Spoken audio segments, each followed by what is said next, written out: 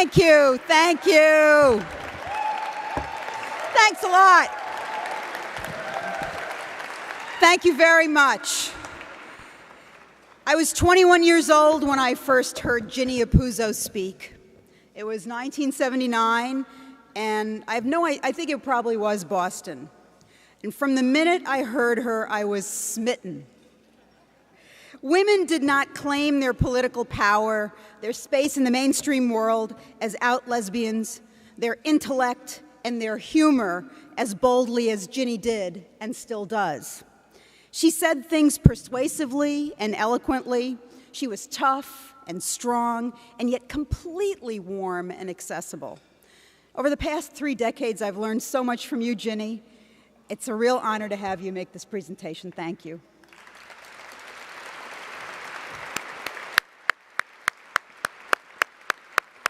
Thank you. Thank you also to each of you and to SAGE's board and to Michael Adams and the staff for this generous recognition. I'm really thrilled to be here with Edie Windsor, who is amazing and inspiring.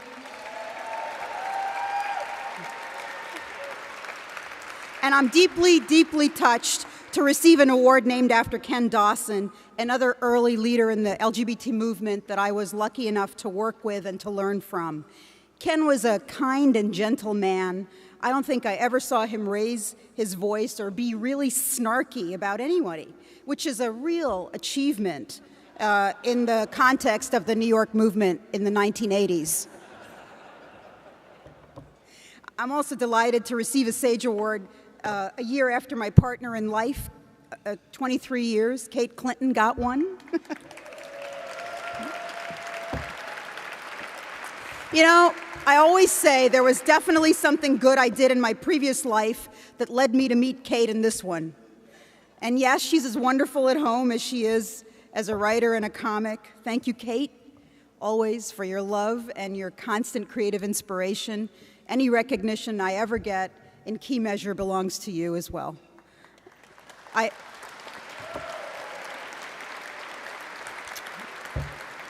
I also want to recognize and thank my sister Rachna Vaid for being here. She's here with my niece Kaveri Vaid and nephew Shantanu Vaid and their respective partners Isaac Leamer and Leah Weisberg. And also my beloved friend Susan Ali and her partner Karen Krahulik. You know, I'm really blessed to have strong LGBT family and family of origin that has supported me as an activist in my life. People in this room, and indeed in our entire LGBT liberation and women's liberation movements, once fought fiercely to create the space for very different ideas of manhood and womanhood, of gender and sexuality, than we do today.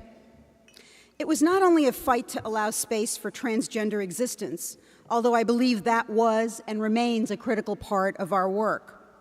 Rather, our vision of gender and sexual liberation was to see it as part of the democratic freedom we thought and believed that each person ought to have.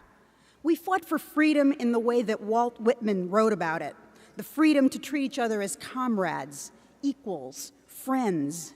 We celebrated ourselves and built institutions to affirm the values and aspects of our gender and identities that were dehumanized, denied, and shamed by the mainstream. We fought for choice, for self-determination, and for independence from state and religious dictates about how we should live our lives. And we built a global social movement to counter the idea that we were abnormal and unnatural, criminal and sinful, unworthy of human rights and dignity, unable to form family or make commitments. And we have made huge progress. It is remarkable.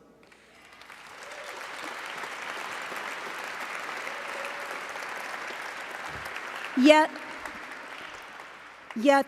along the way, we have made a number of compromises that warrant our consideration.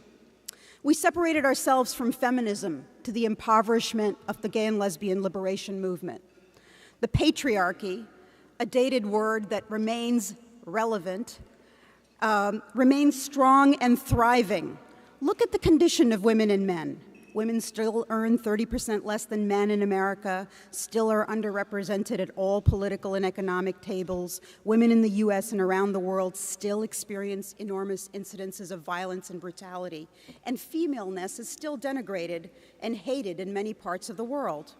And let us also be clear that the patriarchy chains men as ferociously as it does women. Men are shamed, humiliated, and violated in a million degrading ways to conform to shallow forms of humanity known as traditional masculinity. Every culture enforces destructive ideas of manhood on men, wrapped up in tradition and religion, from the Promise Keepers to the Taliban. We progressed from building... I'm going to tell it. I think we've progressed from building a politics centered in our own dreams and experiences of otherness, of outsiderness in the 70s and 80s, to a politics that's all about our desire for sameness and our longing to belong in the 90s and in the present decade. The focus of our movement changed from making ourselves comfortable with the non-traditional notions of sexuality and gender, of power and equality, of justice and freedom that we embodied, to making 51% majorities comfortable with us. We began to try to fit into a heterosexist world instead of committing to expanding justice and freedom for all. We endorsed D'Amato and other choice zealots. Instead of showing the straight world how we could help it heal itself from the damage of sexual abuse, lies, sexual shame, deadening roles, we insist to the straight world that we're no different from it in any way, that no fundamental change will be required if we are allowed into existing structures of family, economy, and governance. The social service organizations like SAGE in our community provide a window into the truth that LGBT people are not all wealthy or working in Fortune 500 companies.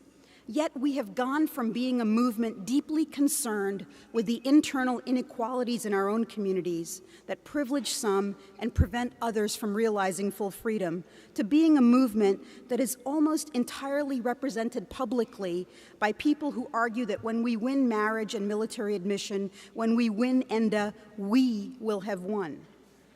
Absent a consideration of how disparities around income and economic condition form new dividing lines between those who are able to experience the formal rights we have won and those who still live without any semblance of equality, we really can't say that we have won.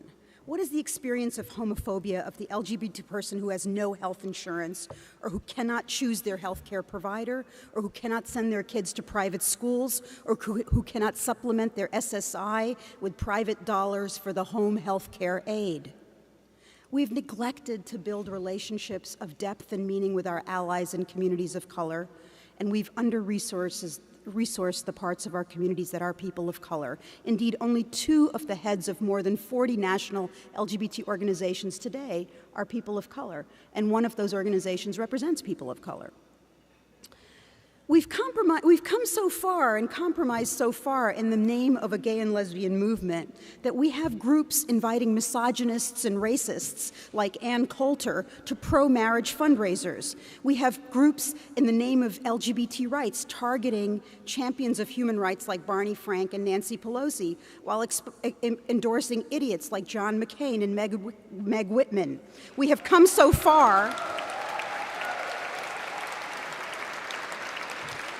We have come so far that we have moved from fighting against the unfair characterization of LGBT people as criminal and as illegal people to being a community in which some would abandon defending the same principles when it comes to immigrants.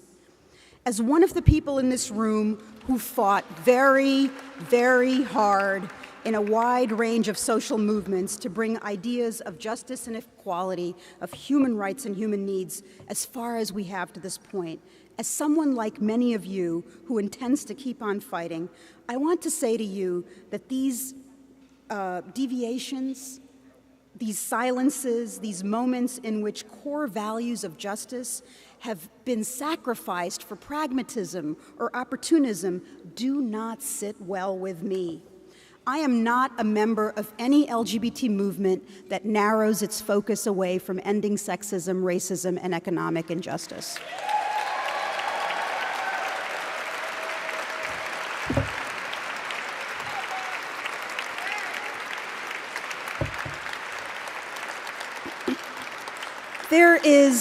There is nothing inevitable or unavoidable about a reactionary turn in politics.